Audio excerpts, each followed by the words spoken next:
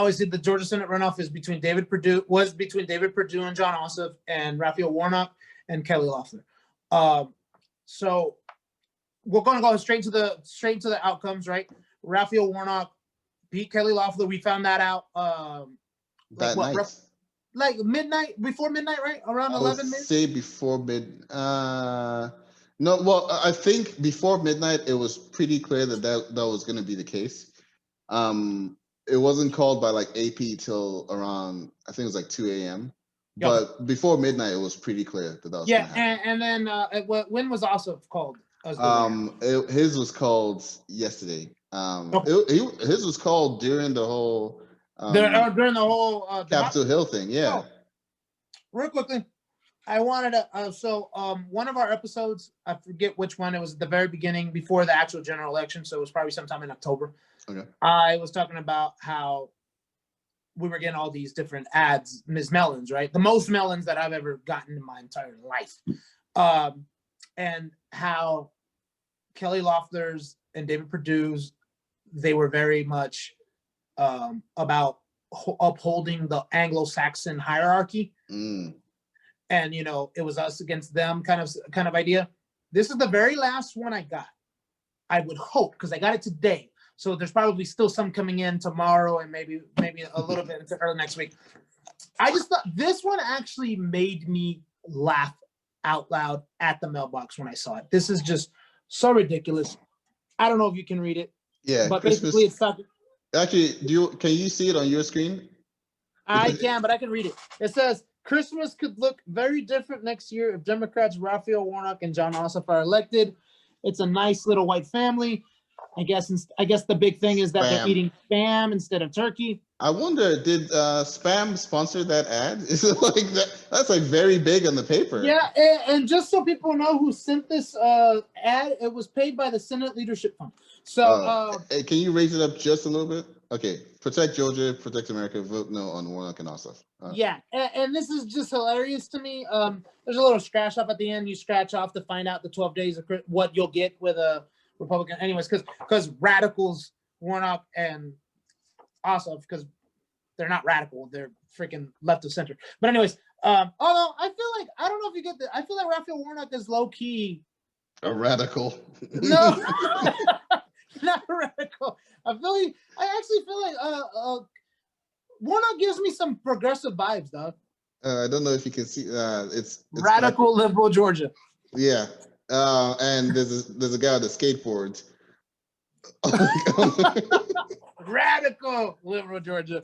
So, anyways, I just thought this is hilarious. By the way, if my Christmas looks like this, I'm gonna be concerned because I'm gonna wonder when did I become part of a really white family? Yeah. Okay. I'm not thinking. So anyway, hopefully these end. I don't know. This is the most expensive. Hold on. Can I see it one more time? Okay, at least they didn't do the thing where they try to make Ossoff's nose really big to do like the he's a Jew thing, because Perdue did that. You can tell me. I don't know, but Perdue did that on one of his Twitter ads where they like protruded his nose, to show that he's Jewish, and I was like, why would that be a problem? But they know who they're dog whistling to. It's terrible. Real quickly, I do gotta say something. I think I already said it one time, but I'm gonna do it again. Call back to episode 1. Zino, you were right. I don't know if it's permanent. I don't know if it's just a response to Donald Trump, which I think that's probably a conversation we can have too. Yeah. But in 2020, the election year of 2020, because I guess even though this happened in 2021, this is still election year 2020. Yeah. Georgia did turn blue. You were right. And Texas is still, So, man, about that. Oh, thank you for acknowledging I was right. But to be honest, he gets an alcoholic beverage of his choosing the next time we see each other. Yes. But about that though, I'm not as gung-ho as I was about that in August, just because of how the rest of the election turned out. I'm actually thinking the reason Georgia turned blue was more of Trump just being an all-time terrible candidate. Yeah. And then Trump also really kneecapping his Republican counterparts in Georgia. had those two things not happened, I think we would have been waiting at least another cycle for Georgia to turn blue. Yeah. But that being said, I'm extremely happy that it happened. First thing on our list is that Warnock outpaced Ossoff. Warnock beat Loeffler by 1.8 percentage points, whereas Ossoff, as of the last time I checked, beat Perdue by 1%. It was 50.5 to 49.5. The great thing Which is roughly what, like about 7,000, 8,000 votes? Oh, I didn't see the raw I can numbers. check. The great thing about both of those is that the automatic trigger of a recount is 0.5%, and both of them are outside of that range. So that's okay. So they're good on that one. That's amazing. Zeus and I had been texting each other since the election night on Tuesday about why is it that Warnock is doing so much better than Ossoff, because he did better than Ossoff by a good 30,000 votes, something like that. That's significant. So we have our thoughts on it. I can go ahead and say my thoughts while you're pulling up those numbers, but I think it's twofold. I think one, we are in the South, in a relatively conservative place. And I think had Warnock run against Perdue, Warnock would probably have lost because it's a black man running against a white man. I think Warnock won because he was running against a woman. And I feel like a lot of the votes that went for Warnock, but not for Ossoff, were actually conservative men or conservative leaning men who would rather vote for a pastor, Christian like themselves, than vote for a woman. Now, Kelly Loeffler is an all-time terrible politician. Like, she's not a good politician. And we're not talking about, the insider trading and all that stuff. I'm talking about her presence in debates, her presence in interviews. She's just not good at politics. So that definitely doesn't help her. But I really do feel like her being a woman in the South played a factor too, in favor of Warnock. I can see that. I can see that. Yeah. I definitely think one of the big factors was, and you're right, it was a bit of a difference of, so the difference between Loeffler and Warnock were 79,291 votes as of this count right now, with 98% reporting, which I'm like, when the hell is the other two? Just bring the other dude. The good thing is the rest are in like Democratic leaning areas, so it's only going to get better. So for Jon Ossoff, he only beat David Perdue by 41,303 votes so far, right?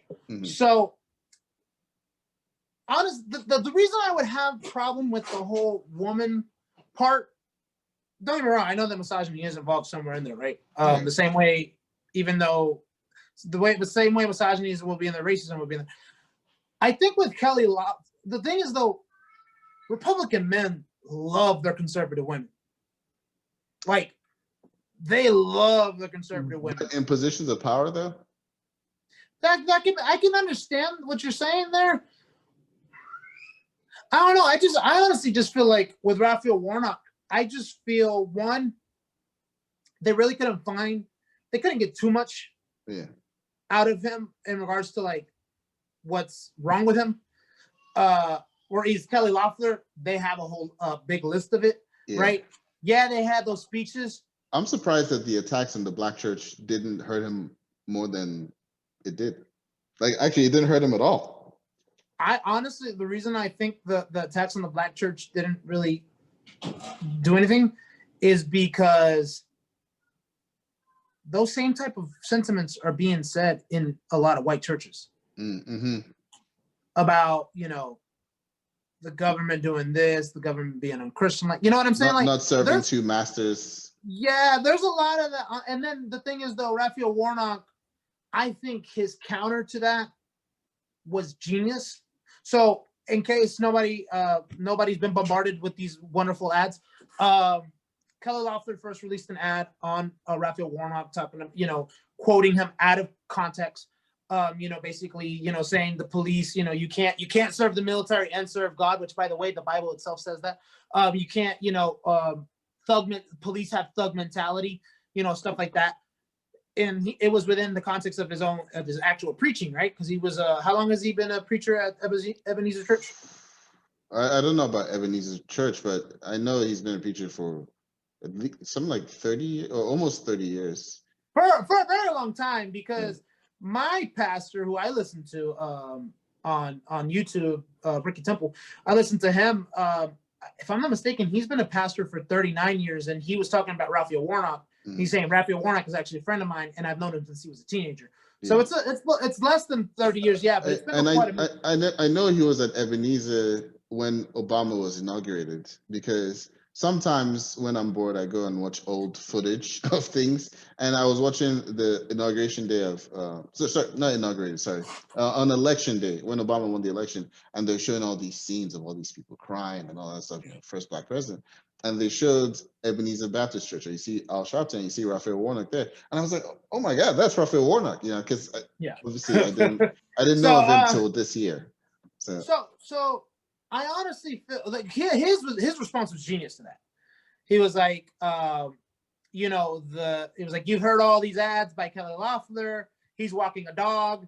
He's like, all these ads, blah blah blah. He's going into. He was like, and then he dumps the trash, the dog poo in the trash, basically saying, this is what I think of her opinion of her ads. We all know what it's like, and then he throws it in the trash at the very end. So basically saying she's full of shit, right? But in a very non-Christian way for him. In a very bless your heart way. In a very bless your heart kind of way. So honestly, I feel like you said, you touched on it. Kelly Loeffler is a horrible Republican. Politician. I mean, a politician. But not only that, but I wouldn't say it's the whole woman being in power part. Honestly, I feel like a lot of people, including Republicans, are like, they didn't like the whole, she kind of gave a sense of entitlement because she was given that position by Governor Kemp, right? That's another thing. Yes, she was appointed to that position by Kemp. So and she never won it. But she's only been in it for what? 10 months? She was appointed in January, so just almost 12 months. I do want to touch on something there before we get off of it. She was appointed by Kemp. At the time, when she was appointed by Kemp, they were doing the whole impeachment thingy, the impeachment arguments. And one of Trump's biggest mouthpieces was Doug Collins from Georgia. And because to reward his loyalty, Trump called up Kemp and said, hey, make Doug Collins the senator to replace Jenny Isaacson. Kemp was like, nah. Because Kelly Loeffler is like funding my campaigns and stuff. No, I'm gonna make her the senator instead. And since then, right, and that really resurfaced after the November election. I feel like if that surfaced in October or whatever, I don't think she would have beaten Doug Collins in that jungle election. But because it resurfaced after the November elections, and Trump started saying the whole thing about Georgia being rigged, Trump supporters started being against Kemp, but by proxy being against Kelly Loeffler, because they felt like it should have been Collins. So that could be part of it too. Some of them being like, you know what, they screwed over Collins, so I'm not going to give Loeffler this 2 more years. And even though a lot of these guys will cuck for a rich person, they still hate rich people. That's true. And Kelly Loeffler is the richest person, if I'm not mistaken. She's the richest senator worth that $800 million. Yeah. And the thing is, a lot of these people in Senate and Congress and all that stuff that are rich, they usually do this whole country drawl thing and bring themselves back down to make you feel like, oh, they might be rich, but they speak to me. Kelly Loeffler is incapable of that. Kelly Loeffler comes off as a rich person. She can wear whatever flannel she wants. She can wear all the baseball caps and all this. She doesn't look authentic. And I think a lot of people saw that, Yeah.